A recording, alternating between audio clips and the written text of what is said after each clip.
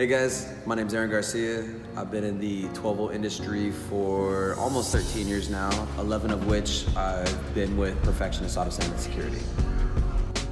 My installation specialty here at the shop would definitely have to be custom fabrication. I do the majority of all the custom fab work that leaves these bay doors on a day-to-day basis. Whether it be a basic sealed carpeted enclosure to a little fancier ported enclosure, to trimming in a full trunk build, doing acrylic add-ons, doing LED lights, infinity mirrors, which shout out to JT Torres a few years back for showing me that trick. Custom center console builds, getting a little bit more trick with those lately. And lately I've been learning more on our new computer and laser cutting machine and integrating these new tools into some of my more recent builds that I've been putting out there lately. My installation philosophy is pretty simple. Basically, it's just don't give your enemies any ammunition to talk any junk. What does that mean? That just means do it right the first time. It takes longer to do an install the wrong way, shortcut it, because later on it's going to come back anyways. You're going to have to fix that problem versus doing it right the first time. So basically, with every install, I always think that that literally my customer is going to pick up the vehicle and take it a quarter mile down the road to my leading competitor and have them tear it all apart. So again, don't give your enemies any ammunition to talk junk. So that's my philosophy. Some of the other guys in the industry that have had an impact on my career in any sort of way, just to name a few, would be Matt Schaefer. I see a ton of his builds online, and some of his techniques I've tried to implement in some of my more recent installs. JT Torres, he was the first one to show me how to do an infinity mirror. Tom Miller for such a stunning design process and being able to turn such a beautiful drawing into reality. John Covenants, who's always readily available whenever I have any tech questions and need to give him a call. Jason Kranitz for also being a wealth of knowledge and being readily available for any questions I've had, especially recently on Autosound's bit tuning products. Brian Schmidt for just being the GOAT and all the amazing fabrication techniques I've learned from attending 3 of his classes now. And of course, John Schwartz for being a great mentor, an amazing friend, teacher, and molding me into the technician and amazing craftsman that I am today. How would my coworkers describe me? I don't know. Let's go ask them. Hell yeah. If you had to describe Aaron Garcia in 3 words. Dedicated. Consistent. Dependable. Yeah. Sounds good. Yeah. Jeez. Christian, Hey, how's it going? if you had to describe Aaron in 3 words. 3 words, I would probably have to say badass, first one that comes to mind, professional, and hardworking. All right. If you had to describe Aaron in 3 words. How would I describe Aaron in 3 words? Dedicated, unique, and smart. The biggest challenge over the last year of my life that I've had to overcome was definitely personal for me. For the better part of the last decade, I've been single, and early last year, I met a woman that, over the last year and a half, I've definitely fallen in love with. And before, I hadn't really seen myself as being a dad in any time in the near future or anything like that. But this woman, her name is Destiny, and she has a few kids, and it kind of scared me at first, almost scared me away, but I stuck in with it, and over time I've come to get to know the kids and get in close with everybody, and now we're talking about buying a house sometime in the next 2 years, and trying to set goals with each other and start a family and whatnot. So that was definitely a huge step for me in my life, and it's it's very exciting actually. I'm really happy about it all. So. Hey guys, let's check out the installation bay real quick.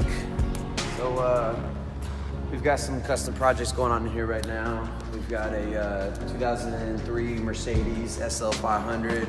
We've got a 1970 C10. Over here's the shop car. This is our 2012 Scion IQ. It's pretty loud, got a couple 15s in it. We've got a customer's 1972 Cutlass convertible. And then over here, I just finished up actually. This is a Audi. Did a trunk build on. Couple 10s, ported, Alpine Type Rs, trimmed it and everything. Haven't even posted this one online yet.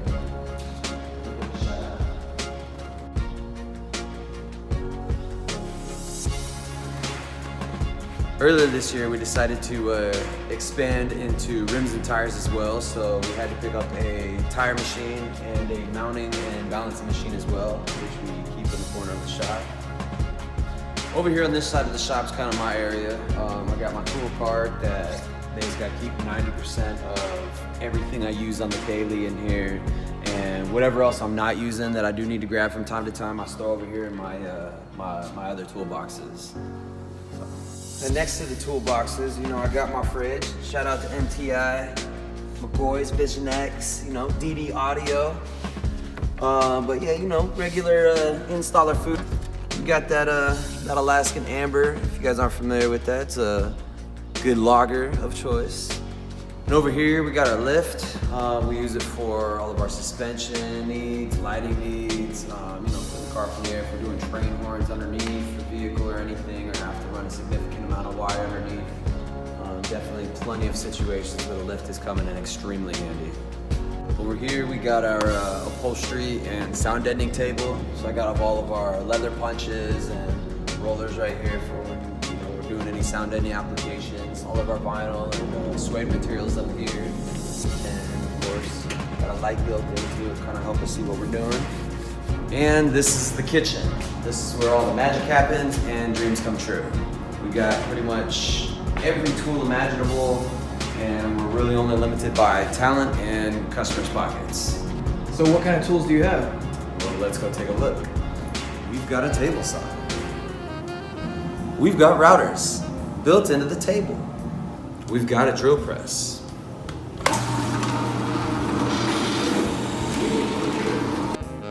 This is our mobile fiberglass cart. There's a lot of templates. Wood. We've got racks on racks of metal. Why get bent out of shape when you can bend things into shape with the box brake? Well, what do we have here?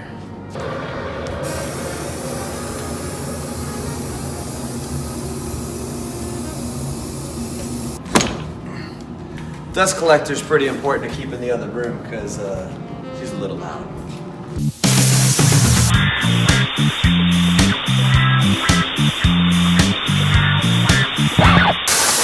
Technical video.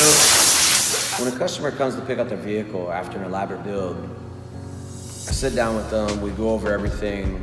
I kind of explain all the behind the scenes and how we built this, how we built that, how we ran the wires, everything we had to disassemble and reassemble, during the process and whatnot. All in hopes for what I really want the customer to remember is how much love, how much passion and effort went into their car. So that way they just, they don't have any buyer's remorse, or they're just 100% completely satisfied with the money they spent here on getting their car built with us here at Perfectionist. Why should I be on the top 50 installers list? Because every single day, I'm the first one inside the shop. I'm the last technician to leave. I give everything my all. I'm always striving to be better on the next job than I was the last. Implementing new techniques, teaching my guys something new. Really overall, just trying to make Perfectionist better than what it was yesterday. I've been a Perfectionist nearly 11 years now, and I feel like I've definitely contributed a lot to where the shop is. And where it's going. Hey, I just want to thank everybody at Mobile Electronics for accepting my submission video to be a part of the hopefully top 50 installers in North America. It definitely every year, you know, this is what pushes us all a little bit harder to be the best and, you know, better ourselves and be better than what we were last year. So again, thank you for letting everybody, you know, and of course myself being a part of this.